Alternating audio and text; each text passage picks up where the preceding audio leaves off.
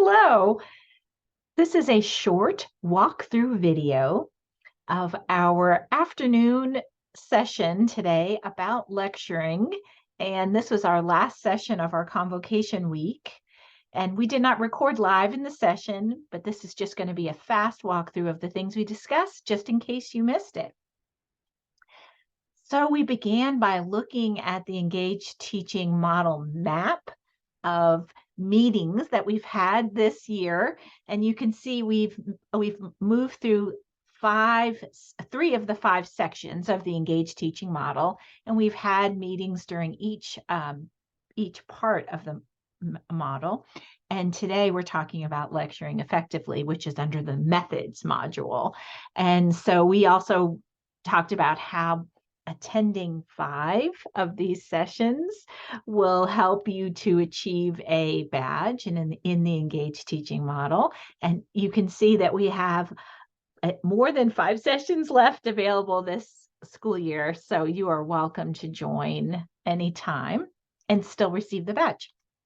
So the agenda for our meeting today was to continue our discussion around the engaged teaching model. And we always talk about knowing what, knowing why, and knowing how. So since this session is about lecturing, we are going to discuss what research tells us about lecturing, why we might lecture, and how we can have engaging lessons.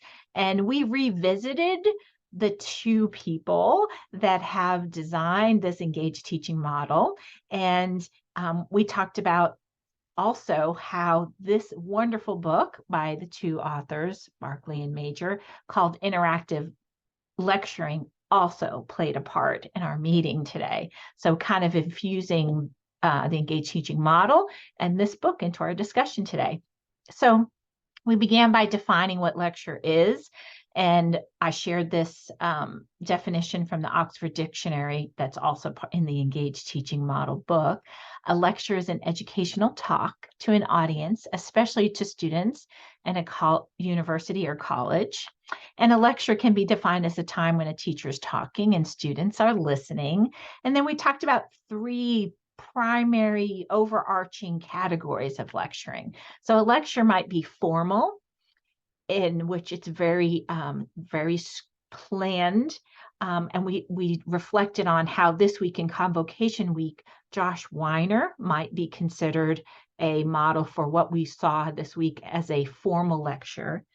And then we talked about semi-formal lecturing, which was what many of our sessions were like this week, where we had a person sharing information, but also stopping along the way to gather information, to ask questions, and in some cases infuse active learning activities within the lessons. And then informal, which is a very open style of lecturing. I sometimes think of it as a Socratic method where there's lots of give and take in between. And the goal for talking about this today, aside from it being a part of our engaged teaching model, is to help us feel really good about the things that we do. So we know that lecturing is a large part of what happens in the college setting, and it doesn't mean that it's not good. It means that it can be done in combination of other things to increase student learning and engagement. So we were saying lecturing sometimes gets a bad rap, but we know it's the primary modality. And why is that? And we had some discussion in our meeting about that in the chat and openly with our mics off.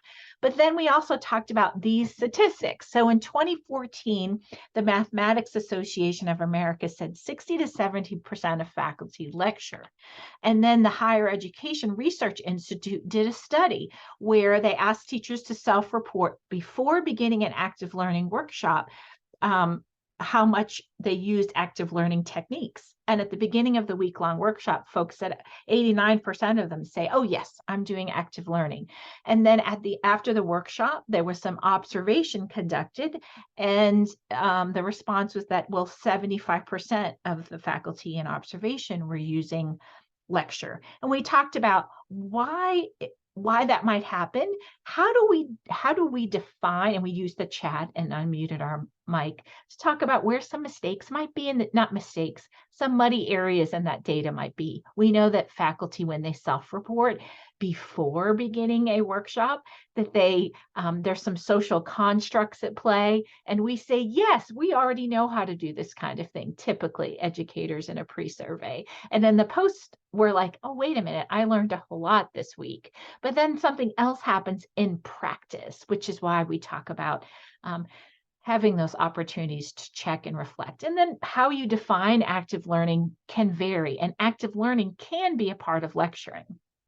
Okay, so we said, what does the research tell us about lecturing? And we talked about how there's really four types in Barkley and Major's writings about lecturing, and they categorize it this way, thinking about the duration. So we have some lectures that are full session. We have what's called lecturettes, or mini lessons, or even 1-minute lessons. And we know that those are typically more brain compatible the shorter they are. A lecturette or mini lesson, a 1-minute lesson. Those shorter lectures infused with active learning activities are often more brain compatible and engaging, because it gives students a time to reflect, practice, and discuss. And then we can talk about lectures in terms of format. There's Socratic method, point by point, where your lecture is to cover or discuss specific points. There's lecture demonstrations, where this often is in the sciences, we might demonstrate how to do things, and show the steps, or in culinary arts, how we might make something, and before we go and do it, students go and do it on their own. There's storytelling lectures, where a faculty member or a guest speaker might tell a story from their life and how it might apply to what is being studied. Problem-solving lectures, we often see those in classes where they're taking a project-based learning approach to something, and we might have a lecture piece about the problem, or specifically in math, or when we're working through steps to complete a problem. And then there's oral essays in a lecture format, where someone speaks to a particular concept. This is often in a persuasive way, or to provide evidence to back up a point. So lectures have varying levels of interactivity, and we talked about that a little bit. In a one-way lecture, that's primarily little interaction, someone sharing information, and questions typically come at the end. And we often find that in a conference format. Two-way limited, which would be something like we were experiencing today. Like, I was sharing a little bit of information, and then I was asking questions, and we were using the chat, and we went into a breakout room and discussed things there. Then there's two-way negotiated participatory. And what that means is that there's a give and take through the lecture format, in which it's open for what I call popcorn responses, or for people to ask questions along the way. And then the medium in which we do our lecturing. So, often there's a medium where that's oral only. So no slides, no visuals. There's chalk talk, where you're moving along the lecture by adding information, or adding pieces to a slideshow, like I am here. The use of multimedia, maybe you're showing some video clips and oral, and some visual aids or simulation software. And then there's video lecture, which is often the case in an asynchronous setting. So then we had a discussion, and we went to breakout rooms, and we talked about, well, can we do both? Can we lecture and infuse active learning? What would that look like? And how are we currently doing that in our classrooms? So we spent some time in breakout rooms, and then came back and shared our responses. And then we went to the how part. How can we have engaging lectures, building off of our discussion in the breakout rooms and what we shared in the whole group? And we went back to this quote that's been a part of, I think, almost every engaged teaching model meeting we've had. What is it that we want students to know, and what do we want them to be able to do with the information? And that's by having a focal point, bookending our lessons with what it is we want students to know, and revisiting it at the end in a closing, and being clear. So our authors that we've been studying have these 6 areas that they describe as engaging lectures. So engaging lectures have these six things. They have a clear focus. What is it that we want students to know? What do we want them to be able to do with the information? What's their return on investment? What's the value added? And we're clear about that. Choosing an effective format. So what's our format going to be? How are we going to present the lecture information in a lecturette with a video? What we need to select suitable supports. So how are we supporting that information? Do students have resource materials that they can go to? Do they have all the information they need on their website? Do they have a collaborative atmosphere in the classroom to reflect and discuss? And we want to establish a supportive culture. So that's that fostering a culture of belonging so students feel safe to be able to ask for help, share information, and be motivated to do so. Good communication strategies. So we talked about the language that we use, both in our speaking and our writing. Being brief and concise helps students to understand. And crafting a suitable closing.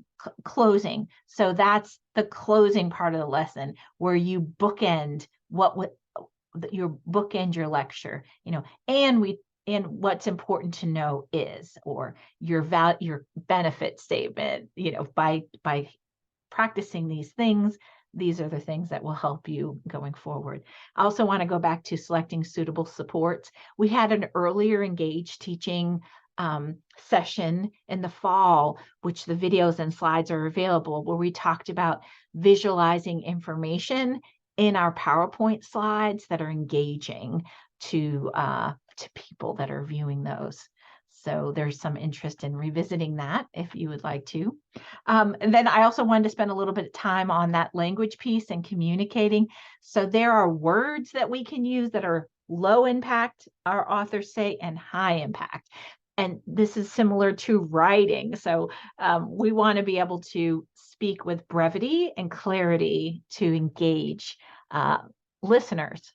And then we ended off our time together by revisiting the map and talking about upcoming meetings. So we are going to continue to meet on Fridays from 1 to 2 in this same CARE virtual meeting room that we've been using throughout the year and throughout this convocation week. So please join us. Thank you.